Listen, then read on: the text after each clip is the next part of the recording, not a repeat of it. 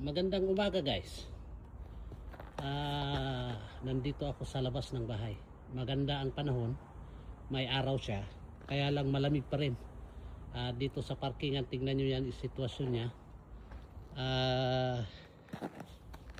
Makapal pa rin ang snow. Hindi masyadong nalilinisan dito guys. Kasi private ito. Privado rin yung maglilinis. New Year na. At 3 Kings na guys. Hopefully bukas mababalik na yung routine ng biyahe natin, trabaho natin. At dyan din sa Pilipinas guys, sigurado dyan bukas pareho rin, babalik sa Europe, sa Saudi at saan man sulok ng bansa guys. I will be taking this opportunity guys na magpasalamat sa mga relatives, mga pinsan, mga kaibigan sa Facebook at followers guys, na kahit higit 2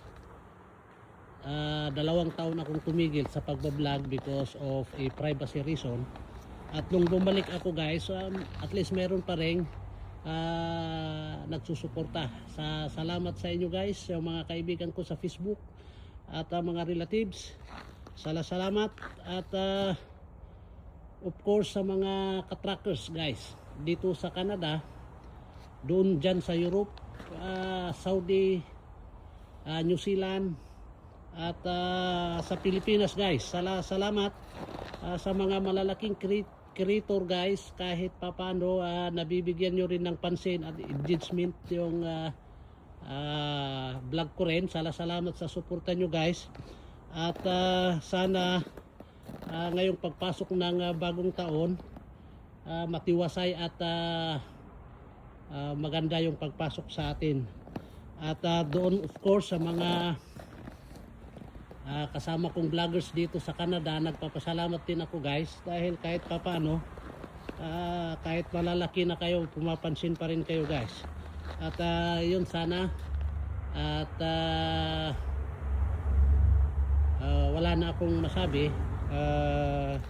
Pagpapasalamat lang guys sa atin lahat. At asahan nyo guys, hindi rin ako magsasawang susuporta. Magandang hapon, magandang gabi. Doon tara-tara.